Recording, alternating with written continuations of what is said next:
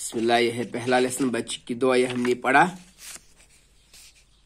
और ये नज़म जो है ये अल्लामा इकबाल अलैहि रहमत ने लिखी है, और ये इसके पढ़िए और समझिए और ये सोच और बताइए। शायर इस नज़म में किससे मुखातिब है? शायर इस नज़म में खुदा से मुखातिब है।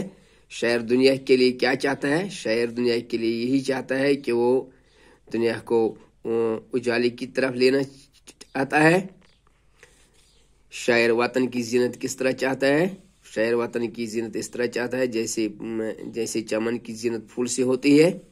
आखिरी शायर में शायर ने किस ख्वाहिश का इजहार किया है? आखिरी शायर में शायर ने यही ख्वाहिश इजहार की है कि अल्लाह मुझे बुराई से बचाना और मुझे नेक राह दिखाना, ताकि मैं दुनिया को भी इस नेक राह पर चला सकूं, रहनुमाई करूं। तो यह है, खाली जगह को दिए गए लफ्ज़ों से पूरी कीजिए।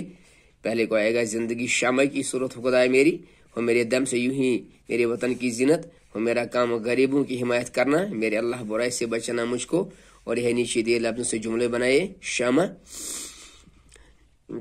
मैं शम्मा जैसा बनना चाहता हूँ ताकि लोग मुझसे फ़ायदा उठाएं। दुनिया, इस दुनिया को आखिर फना होना है। फूल, ऐ अल्लाह मेरी इस दुनिया को ऐसे बना जैसे चमन फूल से ताज़ा होता है। यह हिमायत, ऐ अल्लाह हमें दर्दमंदों की हिमायत करने का मौका दे। दर्दमंद है, हमें दर्दमंदों से मोहब्बत करना चाहिए। मिसाल देखकर अल्फाज बनाइए। सेहतमंद, और यह है एहसानमंद, हाजतमंद, दौलतमंद, फिक्रमंद।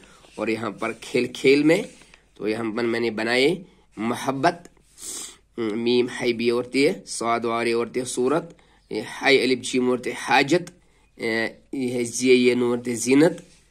तो ये था, इस तरीके से हमने ये लेसन मुकम्मल किया। इसके सवालात, तो इसका मैं दूसरा लेसन पढ़ने जा रहा हूँ इंशाअल्लाह। शुक्रन।